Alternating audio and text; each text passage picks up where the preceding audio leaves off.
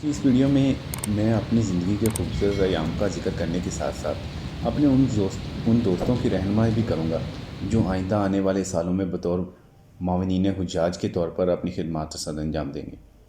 تو آپ کی سلیکشن ہونے کے بعد آپ کو پاسپورٹ بنوانا ہوتا ہے۔ اگر آپ کی سلیکشن دیر سے ہوتی ہے تو حج منسٹری خود آپ کا پاسپورٹ صرف 2 اور 3 ایام میں ارجنٹ بنوا لیتی، کیونکہ آپ اللہ کے مہمان ہیں۔ اب آپ کو کوئی نہیں روک سکتا، آپ کا کام ارجنٹ ہی ہوگا، اور اس کے ساتھ ساتھ آپ کی ٹریننگ بھی چلتی رہتی ہے۔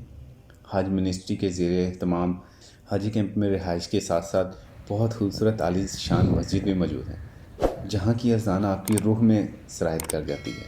آپ نماز کی ادائیگی کے ساتھ فارغ وقت میں حج کے آداب، پابندیاں، مناسک، فرائض سب کچھ سیکھ سکتے ہیں، یعنی کہ آپ اپنی دینی اور دنیاوی دونوں طرح کی ٹریننگ کر رہے ہیں۔ ٹریننگ کے دوران آپ کو حج ٹریننگ گائیڈ دی جاتی ہے، جس کی تحریر کو عملی جامہ پہنانے کے لیے اساتذہ آپ کی پالش کرتے ہیں۔ یہ اساتذہ جذبہ خدمت، ایمان سے لبریز ہونے کے ساتھ ساتھ حج مشن کی کامیابی کے وہ ستون ہیں جس کے بغیر اس مشن کی عمارت کبھی کھڑی نہیں رہ سکتی۔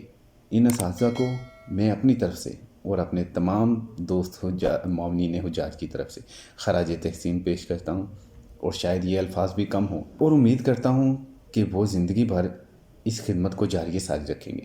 اللہ پاک ان پہ لاکھوں رحمتیں فرمائیں اور ان کو لمبی زندگی دیں تاکہ وہ اس فریضہ کو سر انجام دیتے رہیں۔